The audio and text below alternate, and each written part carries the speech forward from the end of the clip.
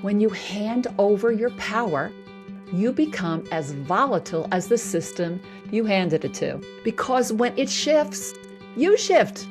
When it retreats, you have to retreat. When it disappears, you're left scrambling. I'm Carolyn Parrs, communicator, coach, and host of Just Power, a podcast about creating a clean energy future without leaving anyone behind. Join me as we explore the technologies, policies, and human stories that can make clean energy not just sustainable for our planet, but accessible for everyone.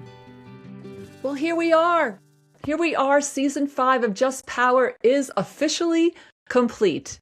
And I've been sitting with it, really sitting with it for a few weeks now, because this season did something to me that I didn't fully anticipate. I came to it with a question, and if you've been listening, I've asked every single guest this question. What does a credible response to energy affordability actually look like right now? Right? And I thought I would find answers like smart policies or innovative financing, good programs. And I did. I heard lots of them. I'm sure you did too. But what I didn't expect, what became impossible to ignore by the time I finished my last conversation, was where those credible responses were coming from and where they weren't. Well, they weren't coming from Washington. They were not waiting on federal programs or policy windows or a budget line in a bill or a utility program. They were coming from people, specific people in specific places who looked at the problem in front of them and decided, I am not waiting, right? That is what this episode today is all about. It's not a summary of the season. Go back, listen. There were fantastic interviews, and you've heard the data. So this is my response to it, what I actually think about it, what changed for me in doing it, and what I believe it means for every single person listening to this right now. So first, number one, my first observation was this.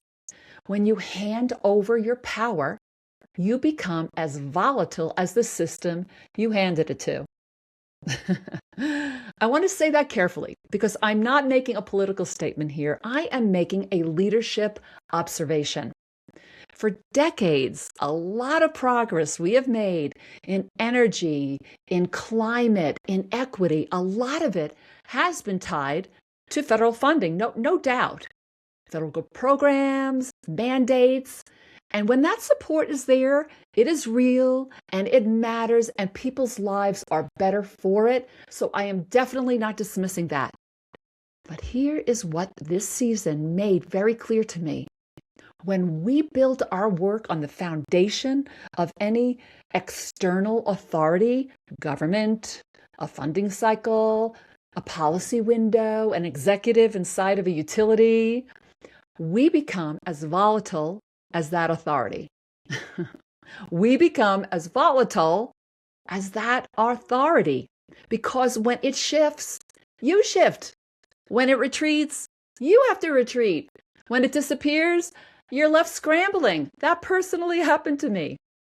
And right now, as we all know, it has shifted. It's shifted significantly. And federal funding for energy and climate programs has been pulled back. And you might be experiencing this personally for yourself. Programs that communities have depended on for years have been cut. 6 million people lost access to just one assistant program. That's not a statistic. That's 6 million people. And we've heard from a few of them in this series with Jennifer Greenert in episode 2. Please go back to that. That's like the real voices, the real deal. But here's what I also know. From the 25 years I've been working in environmental and sustainability communications and strategy, this has happened before. This has happened before. The energy crisis of the 70s, the rollbacks after the Recovery Act. Every time the federal pendulum swings away from this work, people panic. I did at the beginning. I really had that, even though I've been through it before, but then slowly, quietly, without waiting for permission, we get back to work. We get back to work. Because here's the truth. The most durable change that has never come from top down. Has never come from top down. It has always been built from the ground up by people who understood their leverage point and they used it. By leaders who did not need a federal mandate to know what the right thing was to do. Over and over again, this season proved that. So, my second observation is the people who didn't wait. I want to tell you about some of the people I sat with and some of my feelings and thoughts that I sat with this season, because I think the range of who they are is the whole point. It doesn't come from just one sector that we think it might come from. That's not true. It's happening inside places that you just didn't think could happen. And I highlighted that this season. Dewan, who runs the Solar Energy Loan Fund in Florida, otherwise known as SELF. So before energy affordability was a headline, they've been making loans to homeowners that conventional banks have turned away for years. People with no credit or low credit or credit that was damaged by a life occurrence, a divorce, a health diagnosis, an emergency. She helped build a 4-lane lending model so that everyone has a pathway, right? And in 13 years, they've been doing it, and their default rate has stayed under 2%. Yeah, 2% on loans the system said was too risky to make. And Dewan put it this way on the show. She said, "What do those numbers prove? That the system is wrong. It has mislabeled a large group of people and just left them out. And Dewan didn't wait for the system to fix itself. She and the folks at SELF built around it very successfully." And then there was Jennifer Gremmert at Energy Outreach Colorado, right? She and I did something that sounds simple, but it's actually radical, right? We put the voices of real people in her community in Colorado front and center, not as a statistic, but as witnesses. And she's using those videos to build more momentum and to make the case, right? The people closest to the problem turned out to be the most powerful argument for solving it. And then we had on Eric Blank, and he chairs the Colorado Public Utilities Commission. And this is the cool part with Eric. He was instrumental in taking a financial tool called securitization, which mostly has only been used for closing coal plants, and applied it in a completely new way to protect ratepayers, you and I, from the cost of our aging grid, right? And the upgrades that we need to do. It's creative, it's specific, it's local, it's thinking out of the box, and he's using his authority he has in a way that no one's thought of before, right? And then we had Mina, right? She's the VP at Nicor Gas, a utility, right? Serving 2.3 million people, customers in Northern Illinois, right? And she's running a neighborhood pilot with Habitat for Humanity. There's that partnership to test what it actually costs for a family on a fixed income to own and operate a net zero home over 30 years. Breakthrough. I want to see those pilots fly, right? So the net zero isn't an aspiration here. Net zero is something a real family can actually afford to live in, right? And this is happening inside a utility. And then one of my favorite, I must say, was Utibi, right? She is the VP of Customer Experience at Dominion Energy, and Dominion is one of the largest utilities in the country. And she said something in our conversation that I am still pondering, and it still opens my heart. She talked about love, right? Love as a business strategy. Inside of a utility, love as a KPI.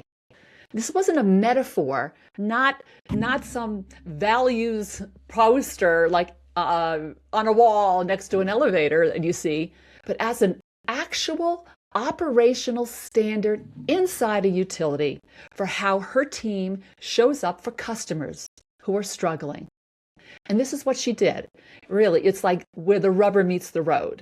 She put her call center agents on a live television during a brutal cold snap, taking real customer calls in real time.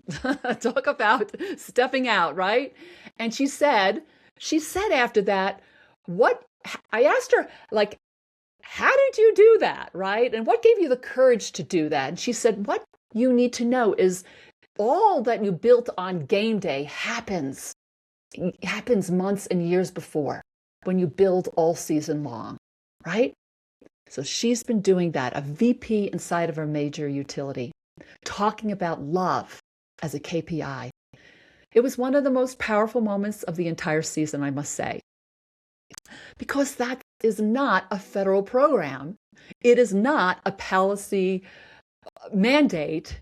That is a leader deciding what standard she was going to hold herself and her team to, and then building it day in, day out, conversation by conversation, before anybody is watching. A lender in Florida, a community advocate, a regulator getting creative with financial tools, a utility running a neighborhood pilot, a VP leading with love. This is everything that happened in this season. I hope you go back and listen to them. We have different sectors, different seats, different cities, but the same instinct. They were not waiting. They just did it. They did what was right. So my observation number 3 is it's up to us. And that is actually the good news. And I know, with that, I have to say this. I know that right now, a lot of people in this field, it feels like a hard time. I personally have had 2 contracts disintegrate before my eyes when the political environment changed, like overnight. I've talked to people who have lost their jobs, who've lost their funding, or a beloved program that they counted on. And when that happens, it feels like the ground has gone out from under you. I bet you've had that feeling before. But this is what I want to offer, right? I want to offer you a different frame, because I think that the retreat of federal support, as painful as it is, has revealed something important. It has shown us where the real power was all along. It was with the people doing the work. The Duans, the Minas, the Jennifers, the Utibis, the Bens, right? The commissioners who take their roadshow to the communities instead of waiting for the communities to come to them. The researchers who go inside the homes and give us the language for what energy insecurity actually is and actually feels like, which is what Dr. Diana Hernandez did.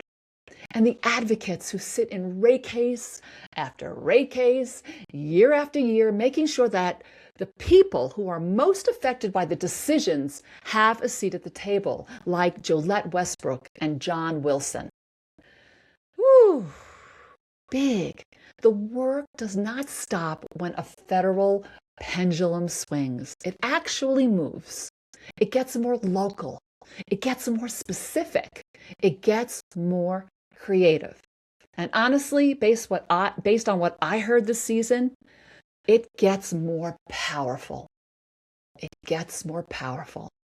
Because when you are not waiting for permission, when you, inside of yourself, build exactly, or you're free to build exactly what that moment requires, what the community in front of you actually needs right now. That is powerful. That is the leadership opportunity of this moment. And I genuinely believe that people, you, all of us that are listening to this podcast, are the people who will rise to it. And maybe that's you. I hope it's you. So what's next here? I want to tell you what's next for me. Here's what I've been doing with all of this. It's so rich. Here's what I'm doing. For the last year, I have been building something. It started with this question, the same question that drove this entire season, and it became a framework. And that framework is becoming a training. Leading Through Energy Affordability Training is a program for leaders and emerging leaders in this space. Utility professionals, researchers, advocates, communicators, community leaders, I think I said that already, who want to go deeper. Not just understand the crisis, but develop the skills, the strategic literacy, the communication tools to lead through it from wherever they stand with whatever leverage they have.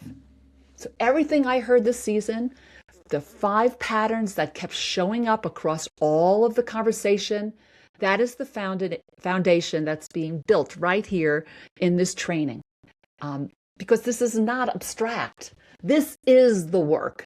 And there is a real tools for doing it better. Okay? So if you're interested in being among the first to know about it when it launches, there's a link in the show notes. Go there. It takes 30 seconds and you'll be on the list. And I'll give you early access, early pricing, and even a chance to interact with me directly and get your input. I'm excited about that. But this is a moment I want to take because to every guest that has been on my show for this season, I want to thank you. I want to thank you on behalf of everyone that's listening from the bottom of my heart. You are the ones on the front line that are making the change. And to you, my dear listeners, thank you for being part of this conversation. It matters more than you know. And I hope you subscribed to Just Power. That matters more than you know. It's huge for us.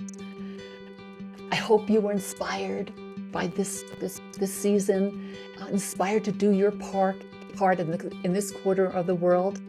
So thank you for all that. And I'm Carolyn Parrs. This is Just Power.